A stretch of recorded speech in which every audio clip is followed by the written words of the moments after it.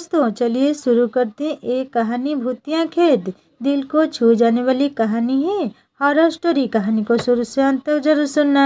कुछ दिनों से कालगढ़ में कुछ अजीबोगरीब घटनाएं हो रही थी। गांव में कोई भी घटना होती थी तो सबसे पहली सूचना हिम्मत सिंह को दी जाती थी। गांव की बुढ़िया भागती हुई जमींदार के पास पहुंची। बुढ़िया ने कहा, जमींदार साहब, गजब हो गया। मेरा बेटा मोटू कल शाम से गायब है, अभी तक घर नहीं आया है। जमींदार ने कहा, अरे आ जाएगा, किसी दोस्त के यहाँ रह गया होगा। आजकल के लड़के बिना बताए पार्टी वगैरह मनाते रहते हैं। बुढ़िया ने कहा, लेकिन जमींदार साहब, मैंने उसके सारे दोस्तों से पूछ लिया है, किसी ने भी उसे कल दोपहर के बाद नहीं देखा है। सबसे अंत में मटूर के दोस्त सूरजा ने उसे देखा था। जमींदार ने कहा, ठीक है। जमींदार ने दीवान जी को बुलाकर कहे, सूरजा को बुलवाइए। दीवान अक्चन कालगढ़ गांव का सबसे पढ़ा लिखा और समझदार व्यक्ति था। सूरजा जमींदार के पास आता है।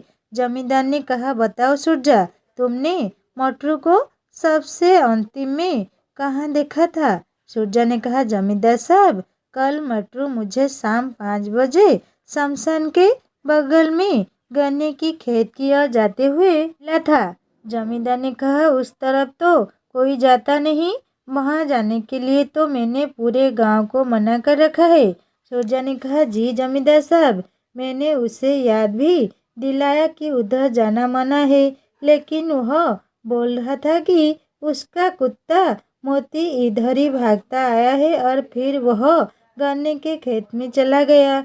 जमींदार ने कहा, ठीक है, दोपहर में हम लोग गन्ने के खेत में जाकर मटरू की खोज करेंगे। दोपहर में गांव के सारे लोग मिलकर शमशान के बगल वाले गन्ने के खेत में मटरू को खोदते हैं, लेकिन ना तो मटरू और ना ही उसका कुत्ता मोती कहीं दिखाई देता है।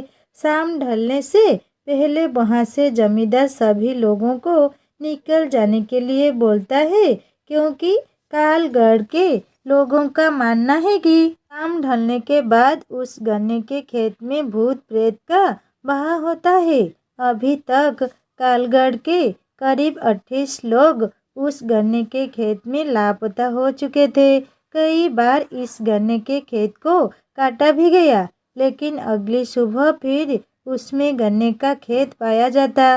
भय से गांव का कोई आदमी शाम के वक्त उधर से नहीं गुजरता। बुढ़िया ने बोला, अब क्या होगा मालिक, मेरा मटरू के सिवा इस दुनिया में कोई नहीं है। जमींदार ने बोला, मैं तुम्हारी दुख को समझ रहा हूँ, लेकिन जितना हमें करना था हम लोगों ने कोशिश कर लिया। अब तुम जाओ और थाने में अपना रिपोर्ट लिखवा दो। तभी धनो धोबी दौड़ता हुआ आता है। धनो, अरे जमींदार साहब, गजब हो गया साहब। मैं नदी के किनारे कपड़ा धो रहा था, तभी शमशान के बगल वाले गन्ने की खेत से लाल धुएं का बवंडर उड़ते हुए देखा, और उस बवंडर में गांव से लापता कई पुराने लोग और मटरू अपने कुत्ते मोती के साथ दिखाई दिए। जमींदार ने कहा, क्या बकते हो धनो, हम सब अभी गन्ने के ही खेत से आ ही रहे हैं, हमें तो वहाँ कुछ ऐसा नहीं दिखा। धनो ने कहा, मालिक, मैं सच बोल रहा हूँ, मैंने अपनी आंखों से अभी देखा है। वो बड़ा तेजी से चक्कर काटते हुए शमशान की तरह चला गया और लाल धुएं से फिर वो नीले धुएं में बदल गया। तभी वहाँ इंस्पेक्टर दोनों भी आ जाते हैं। जमींदार ने कहा, आइए इंस्पेक्टर साहब, हम आप ही को बुलवाने वाले थे। हमारे गांव में घट रही घटना के बारे में तो मालूम ही होगा। इंस्पेक्टर ने कहा, जी हाँ जमींदार साहब, गांव में घट रही घटनाओं पर हमारी पौनी नज़र है। हमने 2 कांस्टेबल सीटू और पिंटू को गन्ने के खेत के पास चेक पोस्ट बनाकर तैनात रहने को कहा है। जमींदार ने कहा, अभी अभी धनो धोबी ने गन्ने के खेत में लाल धुएं का बवंडर उड़ते हुए देखा है, जो शमशान में जाकर नीले कलर में बदल गया और विलीन हो गया। इंस्पेक्टर ने कहा, हमें ये भी पता है, कांस्टेबल पिंटू और सिंटू ने इसकी पुष्टि की है कि उन्होंने भी ऐसे बवंडर को उड़ते हुए देखा है जिसमें कुछ लोग फंसे हुए दिखाई दिए थे। मैं इसीलिए आपके पास आया हूँ कि आप गांव में सभी को हिदायत दे दे कि शाम के वक्त गन्ने के खेत की तरफ कोई नहीं जाएगा। गांव का सबसे बड़ा सेठ चित्तर पांडे की कार भी वहां आ जाती है। जमींदार ने कहा, अरे आइए चित्तर पांडे जी, आपकी ये गन्ने की खेत की चर्चा हो रही थी। चित्तर पांडे ने कहा, अरे मैं भी इस भूतिया गन्ने की खेत से परेशान हो गया हूँ। अब मैं सोच रहा हूँ कि उसके चारों तरफ चार दीवारी घिरवा दूँ ताकि कोई आगे कांड ना हो। इंस्पेक्टर कहा, सही सोचा है सेठ जी आपने। जमींदार ने कहा, ये लीजिए मुखिया जी, 2 लाख मेरी तरफ से बुढ़िया को दे दीजिए। जमींदार ने कहा, अरे पांडे जी आप खुद दीजिए। चित्र पांडे ने कहा, अरे आप ही दे दीजिए, मैं गुप्त दान देने में विश्वास रखता हूँ, देखने में नहीं। मैं अब चलता हूँ, मंत्री जी के साथ एक इंस्पेक्टर मीटिंग है। इंस्पेक्टर कहा, ऐसे ही आदमी को हमारे समाज की जरूरत है, बहुत ही नेक आदमी है सेठ जी। उधर कांस्टेबल चिंटू और पिंटू चेक पोस्ट पर। चिंटू ने कहा, भैया कहाँ से हो? पिंटू ने कहा, हम तो बिहार से हैं। और आप? चिंटू ने कहा, हम तो यूपी से हैं। जरा सुरती हैं तो दो यार, डर के मारे पिछवाड़ा फटा जा रहा है। बताओ हम लोग क्या भूत समाज भगाने के लिए भर्ता हुए थे पुलिस में? पिंटू ने कहा, हाँ भैया बात तो तुम ठीक कह रहे हो। भैया ने कहा, लो चुनौती, पहले खेती रगड़ो फिर खाके चौंकेंगे फिर कि हमें क्या करना है। डर तो ससुरा हमें भी लग रहा है। चिंटू ने कहा, भैया तुमने कभी भूत देखी है? पिंटू ने कहा, हाँ भाई हमने तो भूत देखा है। हमारे चाचा को मेरे सामने भूत ने उठाकर 3 बार पटका था जब हम आम के पेड़ के रखवाली के लिए मचान बनाकर उस पर सो रहे थे। चिंटू ने कहा, मैं नहीं मानता, मैं भूत प्रेत को नहीं मानता, ये भाई एक कोरी कल्पना और अफवाह है। पिंटू ने कहा, ठीक है भैया, अपनी अपनी सोच है। अच्छी बात है कि तुम्हें भूत प्रेत पर विश्वास नहीं है, हमें तो है भैया। ऐसा करते हैं, आधी रात तक तुम पहरा देते रहो, आधी रात के बाद मुझे उठा देना और तुम सो जाना। चिंटू ने कहा, हाँ यही ठीक रहेगा भैया। पिंटू ने कहा, ठीक है भाई, मैं तो अब सोने जा रहा हूँ। रात 2 बजे हमें उठा देना। अभी 5 मिनट ही हुए थे कि चेक पोस्ट के पास बने झोपड़ी में चिंटू सोने जा रहे पिंटू के पास आता है। पिंटू ने कहा, अरे चिंटू क्या हुआ, तुम अंदर क्यों आ गए? चिंटू ने कहा, भाई मुझे पेशाब लगी है। पिंटू ने कहा, अबे तो पेशाब अंदर करेगा क्या? थोड़ी दूर जाकर पेशाब कर लो, पूरा खेत खाली पड़ा है। चिंटू ने कहा, वैसी बात नहीं है, दरअसल मुझे अंदर जाने में डर लग रहा है, प्लीज थोड़ा सा मेरे साथ चलो ना, मैं पेशाब कर लूँगा तो फिर आ जाना। पिंटू ने कहा, यार अभी तो तुम कह रहे थे कि तुम्हें भूत पिशाच से डर नहीं लगता है। तुम्हारे इस बात से मुझे भी कुछ हिम्मत बढ़ा था, लेकिन तुम तो मुझसे भी ज़्यादा डरपोक हो। चलो टॉर्च लेकर चलते हैं। चिंटू चेकपोस्ट से कुछ दूर जाकर पेशाब करने लगता है। उसे 2-4 कदम दूर पिंटू खड़ा हो जाता है। अचानक वहाँ से काली बिल्ली चिंटू के पैरों से टकराती हुई दूसरी ओर खेत में भाग जाती है। चिंटू ने कहा, भैया बचाओ बचाओ, मेरी पैरों से भूत टकराया अभी। पिंटू ने कहा, अरे वो तो काली बिल्ली थी, मैंने भी उसे टॉर्च की रोशनी में खेत में जाते हुए देखा है, चल उतर जा। चिंटू ने कहा, नहीं भैया भूत है, अभी अभी मेरे पैरों में टकराया है, मुझे भूत से बचा लो, मैं अपने पत्नी का इकलौता पति हूँ, उसका क्या होगा, वो विधवा हो जाएगी, बचा लो। तभी आकाश में अचानक बिजली चमकती है और बादल गरजने की आवाज़ के साथ चिंटू और डर जाता है।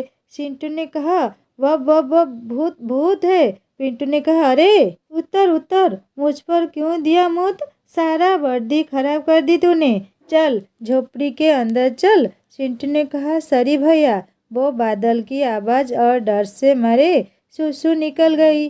भैया ने कहा, हनुमान चालीसा पास रखते हो क्या? भूत पिशाच निकट नहीं आवे, महावीर जब नाम सुनावे। दोनों कांस्टेबल चेक पोस्ट के पास बने झोपड़ी के अंदर चले जाते हैं और एक ही खटिया पर सोने की कोशिश करने लगते हैं, लेकिन डर के मारे दोनों को नींद भी नहीं आ रही थी। तभी एक बार फिर बादल गरजता है और हवा से झोपड़ी के ऊपर रखा टीन नीचे गिर जाता है। चिंटू भूत भूत करते हुए खटिया से उठकर बाहर भाग जाता है। पिंटू बोला, अरे चिंटू किधर जा रहा है? रुक रुक जा मेरे भाई। चिंटू ने कहा, तुम भी जल्दी भागो वहाँ से, भूत है वहाँ, भूत भूत है। मैं जा रहा हूँ थाने में, तुम भी भागो वहाँ से। पिंटू ने कहा, पर मेरे भाई गांव तो इधर है, उधर तो गन्ने का खेत है, उधर नहीं जाना, प्लीज लौट आओ, मेरी बात मानो, मेरी आवाज़ सुन रहे हो ना? लेकिन चिंटू डर के मारे पिंटू की एक बात नहीं सुनता और गन्ने के खेत की ओर भाग जाता है। पिंटू थक कर हार कर थाने लौट आता है और इंस्पेक्टर टोंडे को सारी घटना बताता है। सुबह में सभी लोग कांस्टेबल चिंटू को खोजने गन्ने के खेत में जाते हैं, लेकिन चिंटू का कहीं अता पता नहीं मिलता। जमींदार ने कहा, इंस्पेक्टर साहब, आपने बोला था कि हमने 2 कांस्टेबल सुरक्षा के लिए गन्ने के खेत के पास लगा दिए हैं, लेकिन अब तो कांस्टेबल भी गायब हो गया, अब क्या किया जाए? इंस्पेक्टर ने कहा, जमींदार साहब, मेरी बात मानो, अब हमें अघोरियों की मदद लेनी होगी, तब पता चलेगा कि इस गन्ने के खेत का राज क्या है। पिछले 12 साल में मिलाकर 30 आदमी और लापता हो चुके हैं, नहीं कितने जानवर इन गन्ने के खेत में गायब हो चुके हैं। शमशान से एक अघोरी को बुलाया जाता है, वो हड्डी को खोपड़ी में मारकर कुछ सुनने की कोशिश करता है और बताता है, ओ घोड़, जय महाकाल, मेरी तिलिया मोहन की खोपड़ी बता रहा है कि आज से करीब 12 साल पहले इस गन्ने के खेत में किसी पुजारी की हत्या करके गाड़ दिया गया था। इसी पुजारी की अतिरिक्त आत्मा अपनी ओर ध्यान खींचने के लिए ये सब कर रहा है। जमींदार ने कहा, हमारे गांव में आज तक किसी पुजारी की हत्या तो नहीं हुई है। हाँ, 12 साल पहले हमारे गांव के मुख्य पुजारी मंदिर से भगवान का सोने का सारा गहना मुकुट लेकर भाग जरूर गया था। वो घोड़ मूर्ख, वो भागा नहीं था, उसकी हत्या की गई थी। आज भी हत्यारा यही कहीं है। जब तक उसे सजा नहीं मिल जाती तब तक इसी तरह इस गांव के आदमी लापता होते जाएंगे। जमींदार ने कहा, तो अब हमें क्या करना चाहिए? ओ घोड़, गांव के सभी लोगों को यहाँ इकट्ठा करो, बीमार, गर्भवती महिला और छोटे बच्चे छोड़कर कोई भी अपने घर के अंदर नहीं होना चाहिए। जमींदार के आदेश पर गांव के सभी लोग वहां पर इकट्ठा हो जाते हैं। जमींदार ने कहा, महाराज, सभी लोग आ गए हैं। ओ घोड़, नहीं, अभी भी एक आदमी नहीं आया है, वह बीमार भी नहीं है। पिंटू सर, ठीक, सेठ चित्तर पांडे सिर्फ नहीं आए हैं, उन्हें अभी किसी जरूरी मीटिंग में शहर निकलना है। जमींदार ने कहा, हमारे गांव की सुरक्षा से बड़ा और कोई मीटिंग नहीं हो सकता। दीवान जी और इंस्पेक्टर साहब, आप दोनों जाकर सेठ चित्तर पांडे को बुला कर लाइए। सेठ चित्तर पांडे आने में बहुत अनकानी करता है, लेकिन इंस्पेक्टर साहब और दीवान जी के दबाव के कारण उसे वो घर के पास आना ही पड़ता है। जमींदार ने कहा, आइए पांडे जी, आप मेरे पास बैठिए। जमींदार ने कहा, हाँ महाराज, अब आप अपना काम शुरू कीजिए। ओ घोड़, अभी ये तेलिया मसान की खोपड़ी हवा में उड़ते हुए उस आदमी के पास जाएगी और वहाँ ठहर जाएगी। 5 मिनट उस आदमी को अपना गुनाह कबूल करने का अवसर मिलेगा और उसके बाद तो ये खोपड़ी मेरी भी नहीं सुनेगी। इससे निकलने वाली आग से अपराधी का चेहरा भस्म हो जाएगा। चित्तर पांडे ने कहा, जमींदार साहब, ये क्या ड्रामा कर रहा है? मुझे इस सब में विश्वास नहीं, मैं चलता हूँ। मंत्री जी के साथ मेरी बहुत इम्पोर्टेंट मीटिंग है शहर में। जमींदार ने कहा, अरे मैं फ़ोन कर दूंगा मंत्री जी को, वो मेरे जान पहचान के हैं, आप टेंशन मत लो। आधे घंटे की बात है, तभी अचानक ओघड़ की खोपड़ी उड़ते हुए सीधा चित्तर पांडे के पास आकर रुक जाती है। चित्तर पांडे ने कहा, ओघड़, ये क्या मजाक है? हटाओ इसे यहाँ से, जल्दी हटाओ। ओघड़ ने कहा, शायद आपने मेरी बातों को गंभीरता से नहीं लिया। आपके पास 3 मिनट बचे हैं गुनाह कबूल करने के लिए, क्योंकि 2 मिनट तो हमारी बात में ही बर्बाद हो गई। चित्तर पांडे ने कहा, हाँ, मैं ही पुजारी की हत्या का अपराधी हूँ। रुको इसे, मैं मरना नहीं चाहता। 12 साल पहले जब मैं मंदिर से सोने और गहनों और मुकुट की चोरी करके भाग रहा था तो पुजारी ने मुझे देख लिया था और मेरे पीछे पीछे इस गन्ने के खेत में पहुंच गया जहां मैं गहनों को मिट्टी में छुपा रहा था। मैंने उससे विनती की लेकिन वह नहीं माना, तो मैंने उसे गला दबाकर मार दिया और वही उसकी कब्र खोद दी। कुछ दिन बाद उन सोने के आभूषणों को बेचकर सेठ चित्तर पांडे बन गया। जमींदार ने कहा, इंस्पेक्टर साहब, देख क्या रहे हैं? इस दुष्टों को हिरासत में लीजिए। कांस्टेबल पिंटू टोंडे का इशारा मिलते ही तुरंत सेठ चित्तर पांडे को पकड़कर हथकड़ी लगा देता है। तभी गन्ने के खेत में एक बवंडर उठता है और गांव वालों के सामने अघोर की अग्नि में पंडित की स्थापित आत्मा आ जाती है। पंडित ने कहा, मेरी आत्मा की तृप्ति इसी पापी की मौत से संभव है, लेकिन किसी कारणवश मैं उस गन्ने के खेत से बाहर नहीं आ पाता था। चित्तर पांडे ने कहा, मुझे माफ कर दो पंडित जी, मुझे अपने किए का पछतावा है। पंडित ने कहा, तेरी वजह से मैंने इस बेवकूफ गांव वालों को अपनी कैद में रखा हुआ है। तेरी मौत से इनकी मुक्ति संभव है। जमींदार ने कहा, पुजारी जी, कोई और विकल्प दीजिए। किसी की मौत से आप संतुष्ट कैसे हो सकते हैं? पंडित ने कहा, चुप करो तुम सब। मेरी मौत को रहस्य बताकर शानो शौकत की जिंदगी जी रहा है, लेकिन अब नहीं। उसके बाद पुजारी की आत्मा चित्तर पांडे को अपने तेज तरह दांतों से पकड़कर हवा में लटका देती है और थोड़ी देर में ही उसको मार डालती है। उसके बाद आत्मा वहां से गायब हो जाती है।